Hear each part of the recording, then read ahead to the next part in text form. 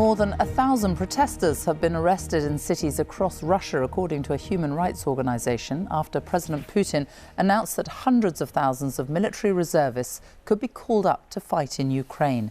It's the first mobilization of Russian civilians since World War II.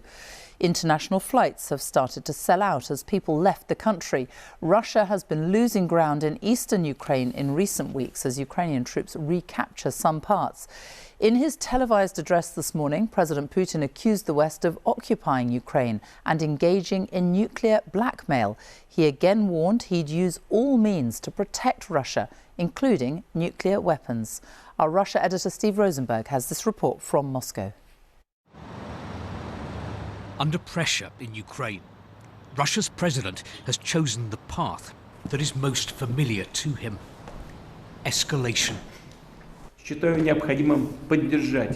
defend our motherland, its sovereignty and territorial integrity, for the security of our people and on the liberated territories, it is necessary to support the proposal of the Defense Ministry and Chief of General Staff to announce a partial mobilization of military reservists.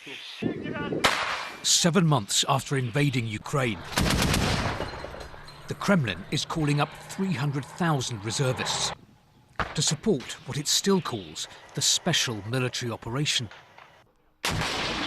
And from Russia's commander-in-chief, this threat to the West.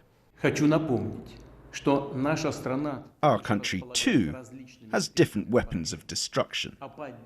In some cases, they are more modern than those of NATO.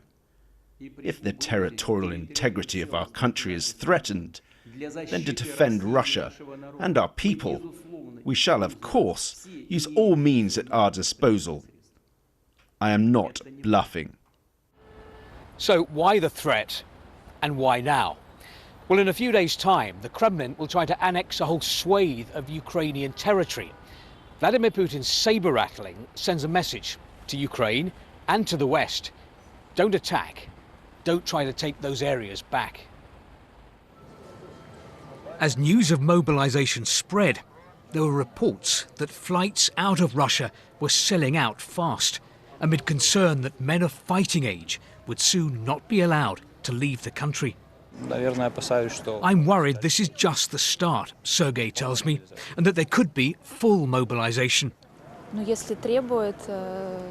But Margarita says that if our leaders demand this, we must do our duty. I trust Putin 100%. Later, the president met his defense minister. They've decided on mobilization because they're short of troops. So short that in prison camps across Russia, this mercenary chief, a close Putin ally, has been recruiting inmates to fight in Ukraine, promising them their freedom if they serve 6 months with his group, Wagner, and survive. When Vilena went to visit her husband in prison a few days ago, she was told the husband, a convicted murderer, wasn't there.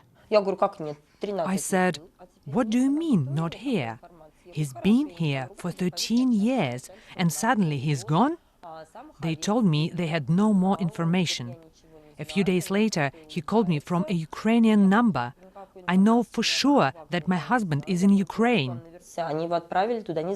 Even if he agreed to go there, he was sent illegally. Sending convicts into combat is against the law.